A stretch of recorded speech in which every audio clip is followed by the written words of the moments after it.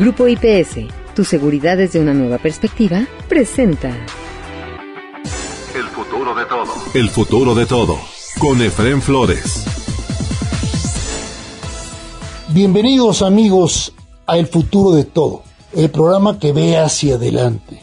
Un servidor, Efrén Flores, les da la más cordial de las bienvenidas a un programa más de El futuro de todo. En esta ocasión presentamos a un invitado que va a participar con nosotros periódicamente en temas relacionados con el control y manejo de crisis y por supuesto la seguridad integral también, pues la seguridad de las empresas, ¿no?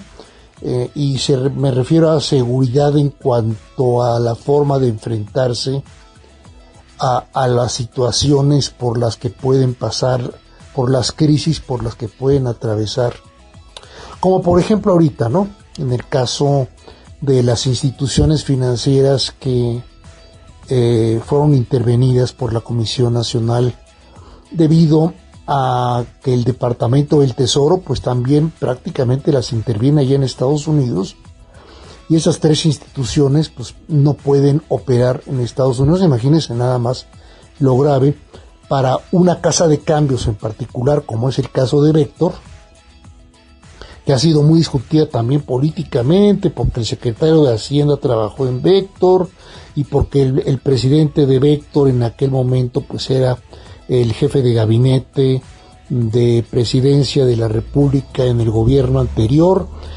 Sin embargo, por supuesto, Alfonso Romo renunció supuestamente a la presidencia de Vector. Ese es el caso número uno, el que ha provocado más escándalo por ese motivo político. El otro también es el de Consultoría Internacional, OCE Banco, y el de otra institución también financiera, que hacen muchísimas transacciones. Intercam, que originalmente era casa de bolsa y ahora es Intercam Grupo Financiero, y pues los tres hacen muchísimas operaciones con el mercado estadounidense. Entonces, que se ha intervenido y que prohíba cualquier transacción con ellos en Estados Unidos, el Departamento del Tesoro de aquella nación, y acá intervenido por la Comisión Nacional Bancaria, pues imagínense, pues claro que empezaron a aparecer también en las oficinas de las instituciones algunos clientes alarmados de qué pasaba con su dinero. El dinero está, por supuesto, totalmente seguro. Pero bueno, ese es un escándalo que se formó y ya ha sido muy comentado para cuando tengamos este programa.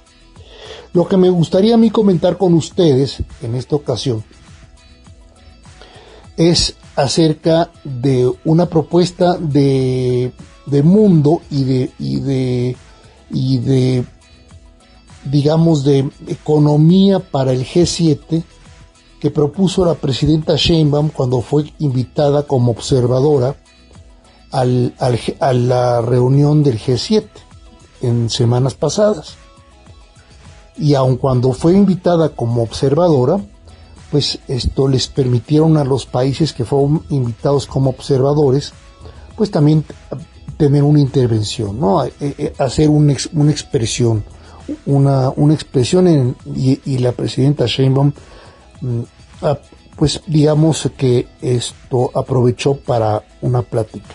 Antes de este comentario de un servidor acerca de la charla de la presidenta, voy a presentarles al comentario que tenemos el día de hoy de un invitado, que es el señor José Luengas. Por supuesto que es un licenciado.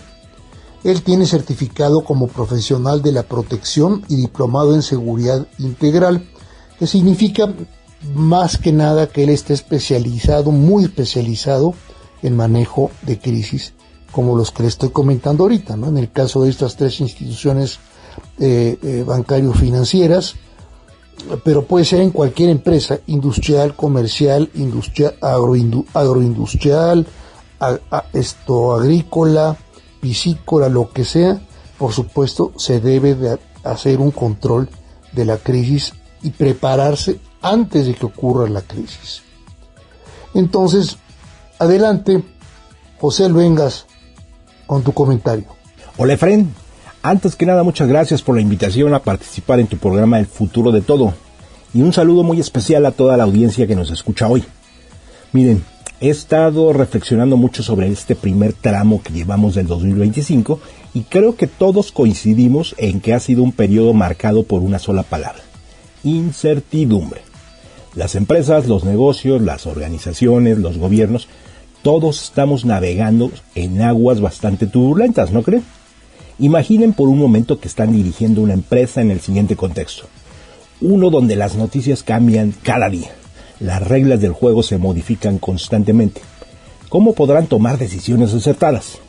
Es aquí donde quiero invitarlos a pensar en una herramienta que puede ser nuestra mejor aliada en estos momentos: el manejo de crisis. ¿De qué estamos hablando realmente? Para quienes escuchan este término por primera vez, no se asusten. El manejo de crisis no es algo reservado para expertos o grandes corporaciones. Piensen en él como una especie de GPS para momentos de confusión. Imaginen que su negocio es como un barco. Navegar en aguas tranquilas es sencillo. Pero, ¿qué pasa cuando de repente se avecina una tormenta? El manejo de crisis no solo nos ayuda a sobrellevar el temporal cuando ya estamos en él, sino que nos obliga a ver las señales con anticipación y preparar nuestro barco y, si es necesario, cambiar completamente el rumbo. ¿Saben? Este tema es tan importante que existe incluso una norma internacional específica, la ISO 22361. Y no se preocupen, no me voy a poner a aburrirlos con tecnicismos, pero me parece fascinante que hayamos llegado al punto de crear un estándar mundial para manejar lo inesperado. Piensen en las ventajas que tiene una organización que implementa este tipo de estándares. Primero, es como tener un detector de tormentas a bordo de nuestro barco. Podemos identificar problemas potenciales antes de que se conviertan en crisis. Segundo, todos saben quién hace qué cuando las cosas se complican. Nada de pensé que tú te encargarías de eso. Tercero, hay un compromiso claro con la protección de las personas, los recursos y sobre todo la reputación de la organización. Y lo más importante, cuando golpea la crisis, la recuperación es mucho más rápida. ¿Cuál es la realidad actual de muchas de las empresas y organizaciones? No digo nombres, pero les adelanto que ahora mismo, con las recientes decisiones arancelarias del presidente Trump, muchos negocios han tenido que establecer lo que llamamos el War Room o la sala de crisis de forma permanente. Imaginemos el caso de una empresa que importaba todos sus componentes de Asia. De repente los aranceles cambian dramáticamente y su modelo de negocio queda en jaque. ¿Qué hace? Si cuenta con un buen sistema de manejo de crisis, probablemente ya había contemplado este escenario y tiene planes alternativos listos para activar. Me gusta contar el caso de un fabricante de autopartes con el que trabajé recientemente. Cuando escucharon los primeros rumores sobre posibles cambios en los aranceles, inmediatamente activaron su comité de crisis.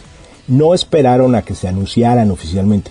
En cuestión de días ya habían evaluado proveedores alternativos, tanto en México como en Canadá, y habían ya calculado el impacto de los precios y tenían ya una estrategia de comunicación para utilizar con sus clientes. Mientras otras empresas en el sector entraban en pánico, ellos ya estaban adaptándose al nuevo escenario. Ahora bien, ¿cómo podemos implementar esto en nuestras organizaciones? Los invito a pensar en su propia organización. ¿Están preparados para manejar situaciones inesperadas? Si no están seguros, aquí tienen algunos elementos fundamentales que deben considerarse al momento de implementar su propio plan de manejo de crisis. Antes que nada, necesitan definir quién va a ser ese equipo directivo que toma las decisiones cuando las cosas se complican.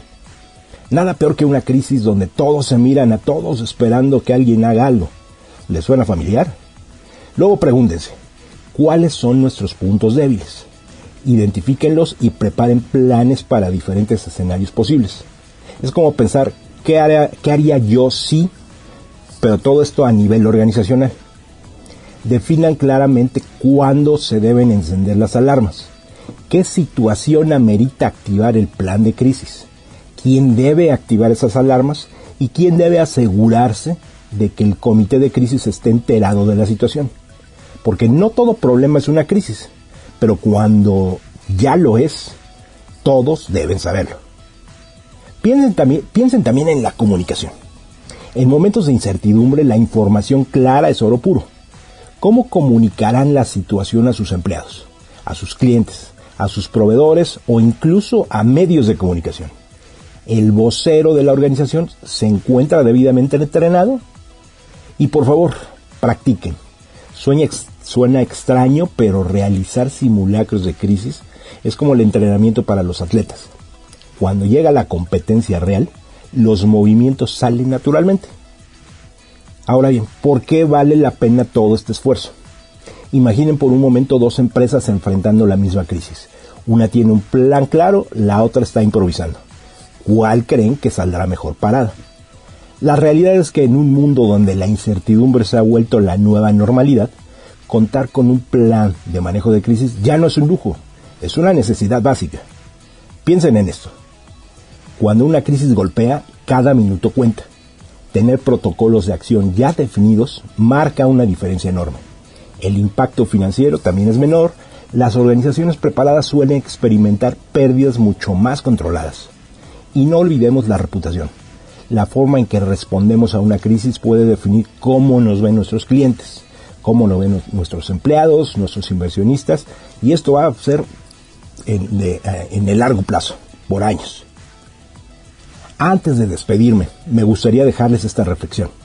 El manejo de crisis no es solo para momentos excepcionales.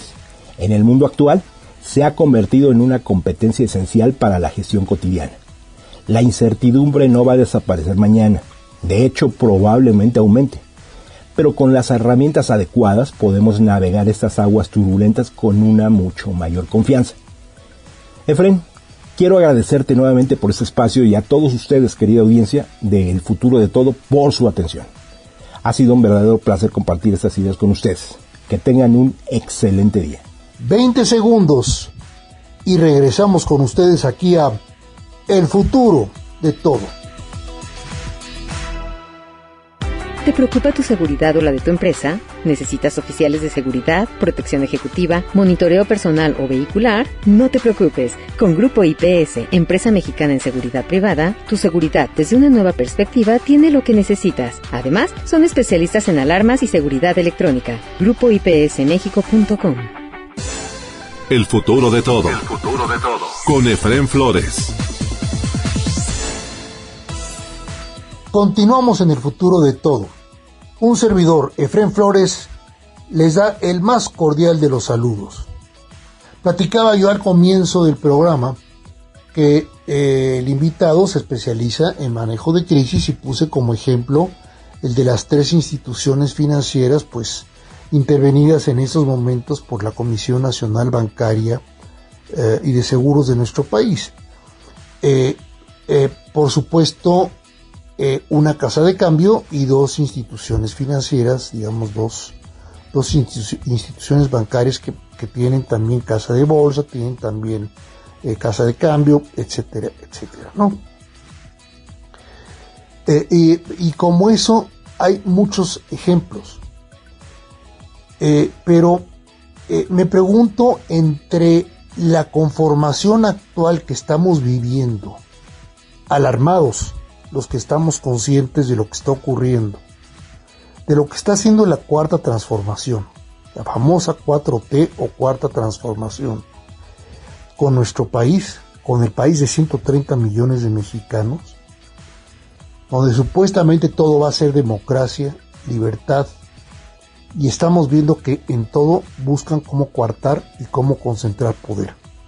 Cómo concentrar poder y cómo evitar que la oposición tenga poder, como para poder sustituirlos, pues la tirada me imagino que es en los próximos 80 años, como fue el caso del PRI.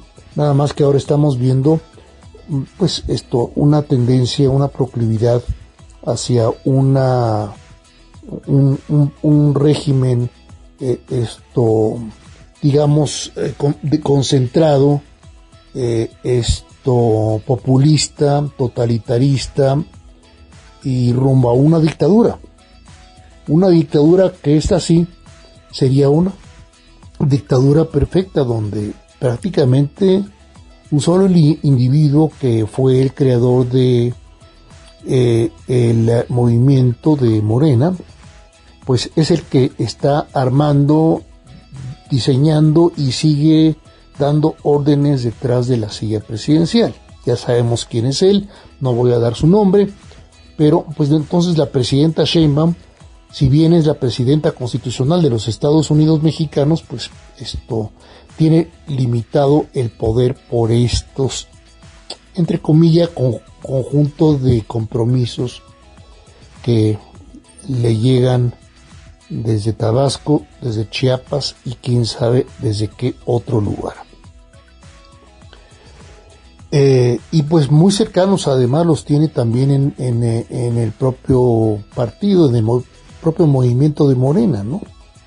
Con la presidenta y el secretario general de organización y recursos y partidos y designación de candidatos y todo lo demás, de ahí de ese mismo movimiento que es Morena. Ya ven que la democracia cunde en estos momentos en nuestro país. Pero les decía yo que me llamó la atención que la presidenta Sheinbaum en la reunión del G7 al que fue invitada, como pues más que invitada ella, fue invitado México como nación observadora, que por supuesto no somos parte del G7, pero sí como nación observadora por la importancia económico-financiera, poblacional, y de muchas actividades que ha generado a lo largo de las décadas y de los quinquenios nuestro país. Tenemos una importancia muy, muy grande. Somos entre la 13ª y la 15ª economía más importante del mundo.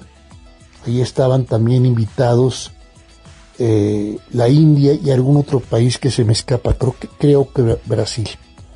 Pero en fin, entonces, México, la presidenta Sheinbaum habló de que no solamente el Producto Interno Bruto era el indicador fundamental ya en estos tiempos para poder definir la riqueza y el bienestar de la nación y de la población de esa nación, en ninguna nación del mundo. Y propuso entonces un conjunto de indicadores que definan el bienestar social, el mundo feliz, o sea, la felicidad de los pobladores de una determinada nación.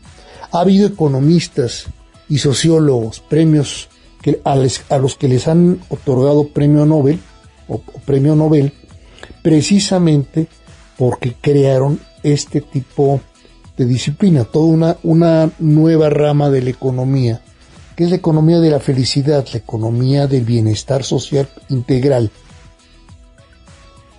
donde entonces hay que medir esto con mucha disciplina dentro del Producto Interno Bruto, pero también aparte del Producto Interno Bruto, digamos, un Producto Interno Bruto social de la salud, Producto Interno Bruto social de la educación y, por supuesto, del progreso en investigación, en innovación de esa nación en particular. Un progreso en cuanto a salario justo, donde el salario mínimo, evidentemente, durante el gobierno anterior y este gobierno se ha estado ajustando el salario mínimo, y también ahora pues hay intenciones de que los salarios medios profesionales también se ajusten. Eso va a estar más difícil, pero el salario mínimo es un buen indicador y ha mejorado bastante el ingreso poblacional partiendo del salario mínimo. Las negociaciones sindicales siguen sin ser muy transparentes, como por ejemplo nos mandata el TEMEC original, el actual, mandata pues precisamente la libertad sindical para todos los trabajadores de las diferentes empresas, ¿no? Sean maquiladoras, sean empresas mexicanas, sean empresas extranjeras, tiene que haber un sindicato libre, que sea por voluntad propia, escogido, diseñado, definido por los trabajadores. Y eso, por supuesto, es eso no existe. Pero impactó, llamó la atención la aportación de la presidenta Sheinbaum, porque realmente fue decir una verdad. No solamente es importante el Producto Interno Bruto que medimos actualmente, sino también medir el Producto Interno Bruto, digamos, especializado en la seguridad, en todo lo que sea el bienestar social, ¿no? Seguridad, educación, seguridad de la población, es decir, que la población pueda transitar por las carreteras, en camiones, en automóviles, los tráileres puedan transitar libremente sin ser asaltados. Y eso, por supuesto, es una verdad de verdad. Pero en México todas estas verdades son verdades de perogrullo. Son verdades de perogrullo porque han sido completamente bloqueadas a partir del gobierno anterior, y este gobierno no ha podido, no tiene capacidad, no tiene tesoro, no tiene recursos suficientes económicos como para poder recuperar el bienestar en la salud, el bienestar en la educación y mucho menos el bienestar en la seguridad, como por ejemplo la garantía constitucional de la libertad de tránsito en todo nuestro país, ¿no? A todos los mexicanos. No, aquí las carreteras son nidos de asaltos, del crimen organizado, de los narcotraficantes, que tienen sus cotos de poder también dentro de las carreteras, como los tienen los estados, todo lo que usted quiera. Y me llamó mucho la atención un artículo que escribe en el periódico El Financiero mi querido amigo Sergio Negrete Cárdenas, a quien le mando un muy fuerte saludo, publicado el 27 de junio, y le titula La gran hermana Sheinbaum, ¿no? Y de 1988 hasta la fecha de la 4T, ¿no? La gran hermana Sheinbaum, nada más voy a leer, por supuesto, el primer párrafo del artículo de Sergio. La gran hermana Sheinbaum sigue construyendo el México de la Cuarta Transformación, ese país que será único en el mundo por la felicidad del pueblo, un régimen fundado sobre los 7 pilares o principios del movimiento Morena, que fundó el gran hermano López, dice Sergio, quien hoy también manda y vigila por medio de su subordinada. Es ella la que se encarga de seguir desarrollando y justificando esos principios tan exitosos. Y bueno, menciona los principios: autoritarismo, pues claro, concentración del poder en el poder ejecutivo, que lo estamos viendo clarísimo. La pobreza es riqueza, eso lo dijo el expresidente con todas sus palabras en una de las mañaneras o en varias de las mañaneras. Pobreza es riqueza y vamos para allá. Se están mejorando los salarios mínimos, pero vea usted, hay una gran dispersión electoral, pero hay una gran dispersión de subsidios directos del gobierno federal a la población, como es el caso de la pensión a adultos mayores, pensión a jóvenes, pensión a mujeres, madres solteras, lo que usted quiera, todas las pensiones que pueda haber, habidas y por haber. Bueno, todo eso es indiscutible que provoca bienestar, pero con todo y que provoca bienestar, que tal vez se registre dentro del Producto Interno Bruto, pero precisamente la Coneval estaba demostrando que estaba bajando la pobreza, efectivamente, pero la pobreza extrema había aumentado, con lo cual, pues caramba, tiene que entender usted que hay una contradicción importante, ¿no? Pobreza baja, la pobreza extrema sube.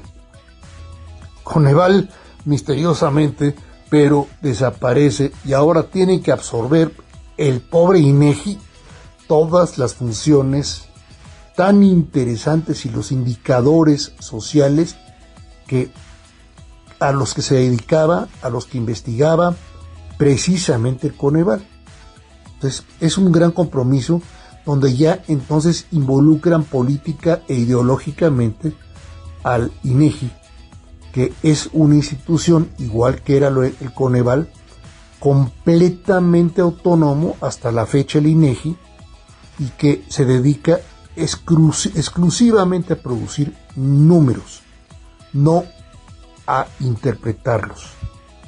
Eso es función de otras instituciones, entre ellas la Presidencia de la República, Gobernación, las secretarías de gobierno de cada una de las entidades federativas, etcétera, etcétera, etcétera. Pero bueno, ahora enfermedad es salud. Veamos cómo está el ISSSTE, veamos cómo está el Seguro Social. Son verdaderamente unas desgracias. No hay medicinas, el desabasto en las medicinas es terrible. ¿Se acuerda usted la promesa del México ideal, mejor en salud que Dinamarca?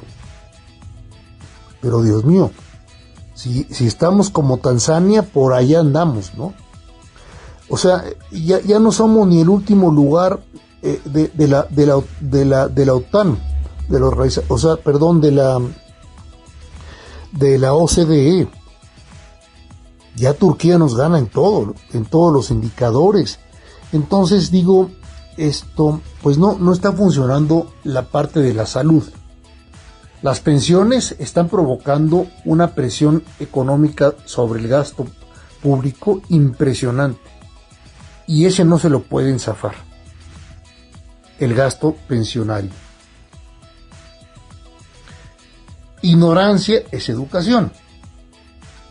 Cada vez está cayendo más el nivel de educación en nuestro país, cuando lo que más se exige es que desde niños, desde el jardín de niños, nuestros mexicanitos, todos nuestros hermanitos mexicanos vayan y aprendan lo mejor, óptimo, para poder competir de forma óptima en los mercados nacionales y en los mercados internacionales. ¿Por qué no?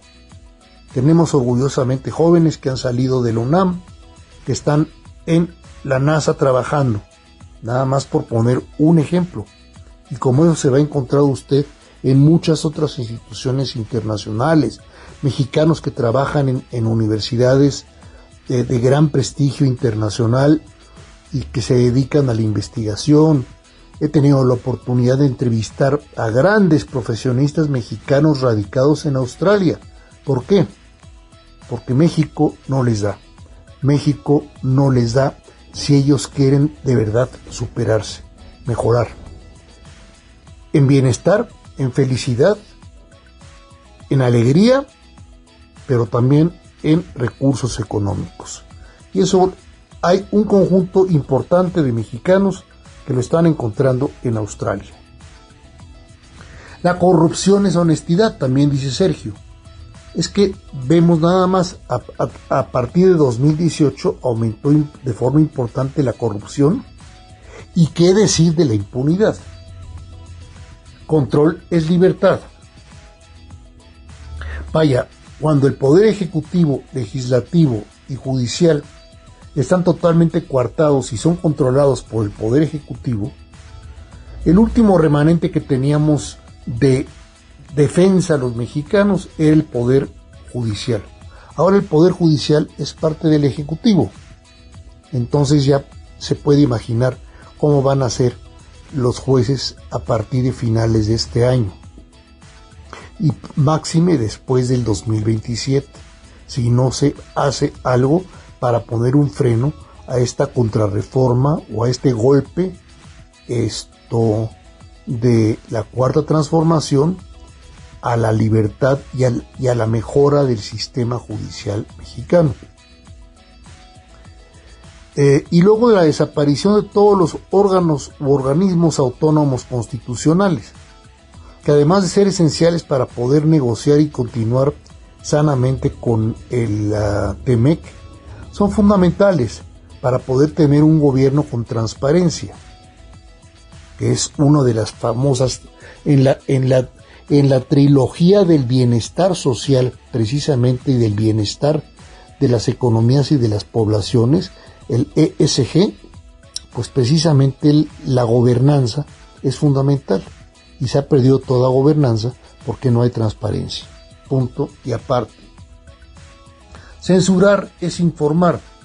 Espérese nada más que suba la marea. Va a salir porque va a salir. Ya lo dijo en días pasados el señor Merino, en una de las mañaneras. Va a salir la reforma en telecomunicaciones. Y la reforma en telecomunicaciones está condicionando la libertad de información, la libertad de opinión. O se informa o se opina, pero no se puede ser informador y opinador. Hay que aclarar según ellos, y si no, a través de un interventor, como teníamos antiguamente de gobernación, pues un interventor que vaya frenando, censurando, moderando al conductor de un programa de comentarios o un programa de información, de tal forma que el conductor aprenda que la autocensura es la libertad, es la información, es la libertad y la información profesionales. Así van a trabajar los medios tradicionales, los medios digitales, todo lo que usted vaya a ver a través de los medios de comunicación, y al que no le parezca, pues le bajan simplemente el switch y ya no tiene forma de transmitir. Así de sencillo. Y termina Sergio diciendo: un México extraordinario como el de la novela 1985 orwelliano, o sea, un mundo orwelliano. Si no sabe usted quién es George Orwell, o por la edad, por la juventud, por lo que sea, pues puedes buscar a través de Google George Orwell y vas a ver nada más el escritor del que estamos hablando, que es surrealista, por eso es interesante analizarlo, ¿no? Y también, pues por supuesto, si estuviera vivo Orwell, como también Kafka, pues serían magníficos, extraordinarios cronistas de la cuarta transformación que desde el 2018 estamos viviendo o padeciendo, ya no sé, los mexicanos.